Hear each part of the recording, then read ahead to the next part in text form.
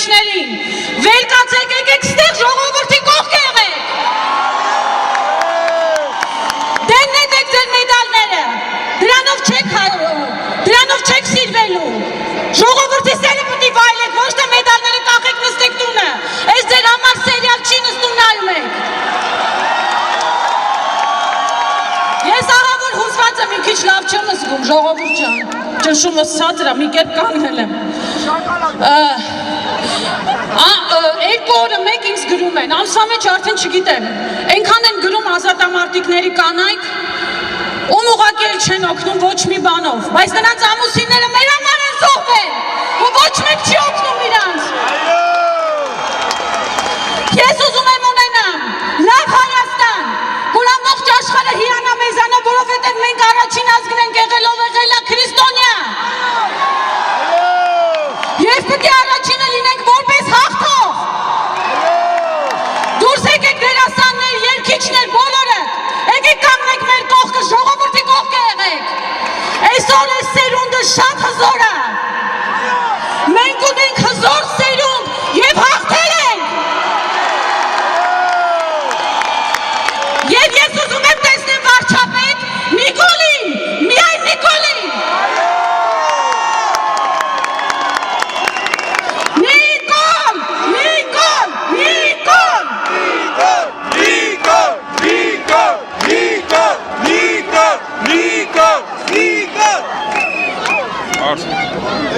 Մեր Հայաստանը եղել է կա ու միշտ է կլինի։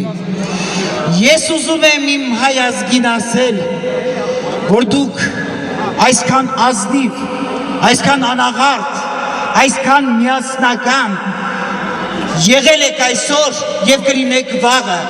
Ես կուզենամ ասել, որ ես այսօր առավել ևս հպարտ եմ, որ հայ եմ, հպարտ եմ, որ այս ազգի մի փոքրիկ մասնիկն եմ ու բնականաբար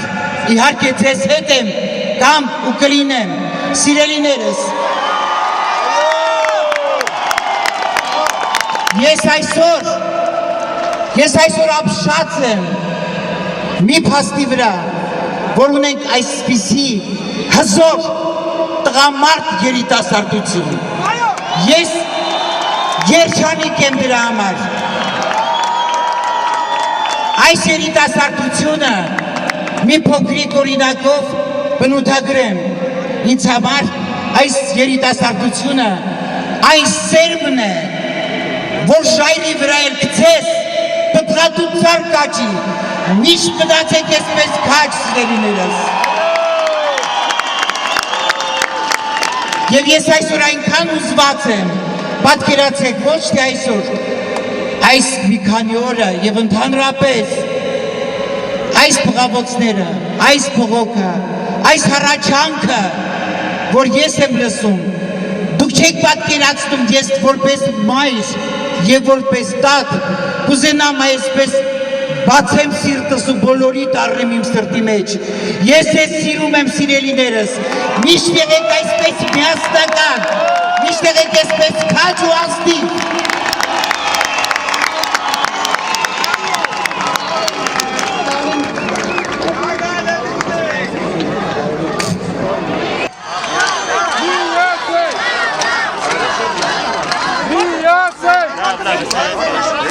Ես ուզում եմ ընդամենը մեկ նախադասություն ասել։ 30 տարի առաջ մենք սկսեցինք պայքարը, 30 տարի շարունակեցինք, 30 տարի ուղիղ նորից սկսում ենք պայքար, բայց նայելով ձեզ երիտասարդներին ես հասկանում եմ մի բան, որ մենք մեր կյանքը իզուր չենք ապրել, առաջ տղաներ։ Կերակույն գլխավոր թյուրիմացությունը։ Եկեք, կյանքերս կերակ, եկեք սայք։ Հետո պտի ասեն ես բարևեցի։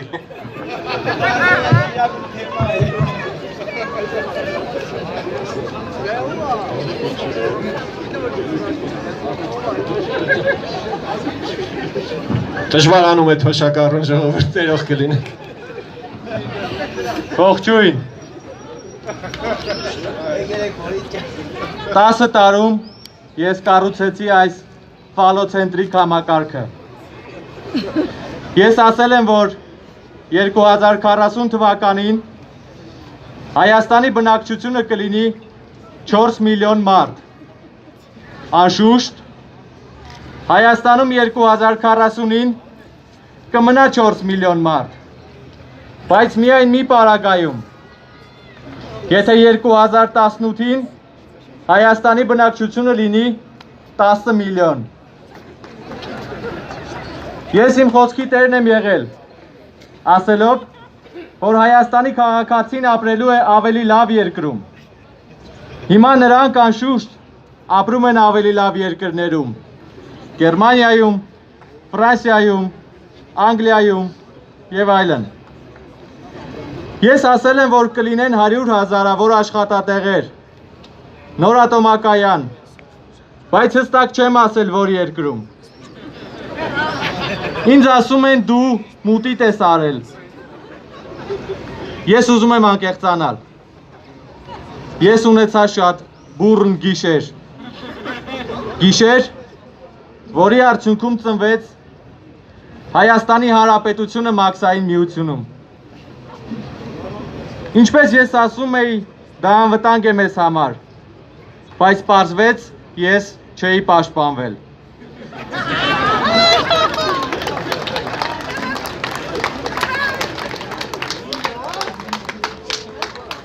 Ունեցանք 800 հեկտար ամայի տարածքի կորուստ, և որպեսի դրանք այլևս չլինեն ամայի, դրանց վրա տնկելու ենք կազինոյի ապարատի ծառեր և բալիում վիլլաների թփեր։ Ասում են, դրանք ինձ մոտ լավ են ստացվում։ Պաղեստինցի սեքսապաթոլոգները պնդում են, որ Հայաստանի 877,000 աղքատները մի օր սովից ուտելու են ինձ և իմ 2 թմփլիկ եղբայրներին։ Բայց քանի դեռ աղքատները լուռ են, ուրեմն դժգոհ չեն։ Քանի դեռ աղքատները դժգոհ չեն, ուրեմն ես լավ եմ կառավարում։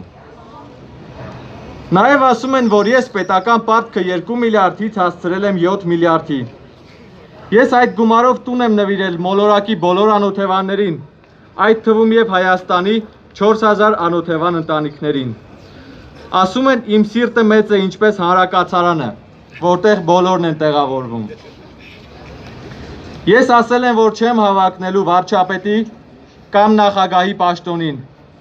և որ մեկ անձը երկու անգամից ավելի չպետք է կառավարի։ Ինձ ասում են, դու փախել ես մաթեմատիկայի դասերից, կամ քեզ մոտ անձի երկվություն է։ Եվ վերջում, ես գիտեմ, որ իմ թոշակի դրամահավաքի տարաների մեջ կան նաև 3 պահպանակներ։ Ինչպես ասում են, երկնքից ընկավ 3 պահպանակ։